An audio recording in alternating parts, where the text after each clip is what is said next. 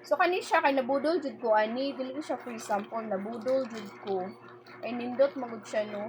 Kuan ni siya kanang mura siya o kanang taguanan og pocket money nga. Basta tanawan ninyo kung sa kanindot. Ay mali man niya akong build. Ay grabe okay di ay. So tanawan ninyo indot kaayo siya, ampaw-ampaw ni siya. Ampaw-ampaw tapos naa siya ilak di ari na. So, saan pag-set sa lock? No, try na natin. Kanang mga gusto mag-savings di ara. Pag savings na mo, parehas na kung naga-savings pagkasunod si Mana katanggalon. So, balik ko ninyo saan man eh. Kit kayo siya. Mo siya wallet, pero ano ni siya kami? Ampaw. So, daraw. Butangan na lang. Okay.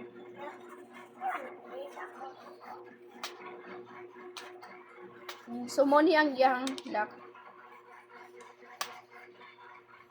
So, ang pin niya kay mo ni ang pin niya diri. Kung ilak na ko siya, ma-open man siya no.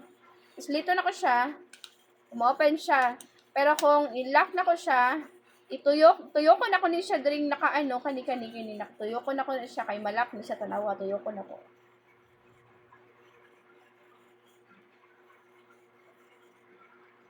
Ay, dili mo na matuyo kay naapoy ano, harang. Nagyad, ignorante. So, kuha na to ning nakaharang. So, ibalik na to.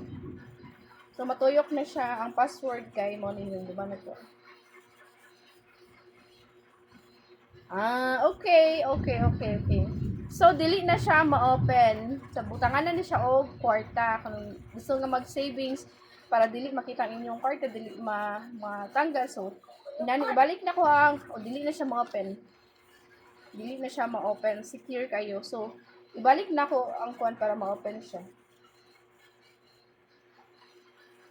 Set na ko ang iyang password diba? So, mo ni ang iyang sulod.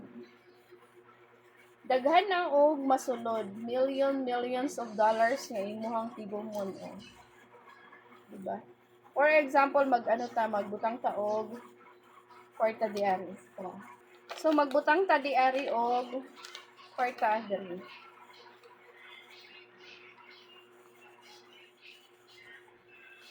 Hindot ni siya kung nakay pampaswerte. Matubo mo ng mga pampaswerte. Diba? Tanawan ninyo. Back to back na ni siya. Back to back na ni siya. Nindot kayo, nice kayo. Tapos, naa siya lock. Ang nakanindot ani kay naa lock. Mo ni ang akong gusto.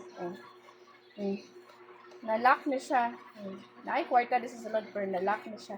Tapos, ang iyahang pindutan dara. So, check out na mo guys kung kung gusto mo nga mag-ipon, ibutang ninyo dahil kay baga-baga naman po siya, daghan na po siya sulod.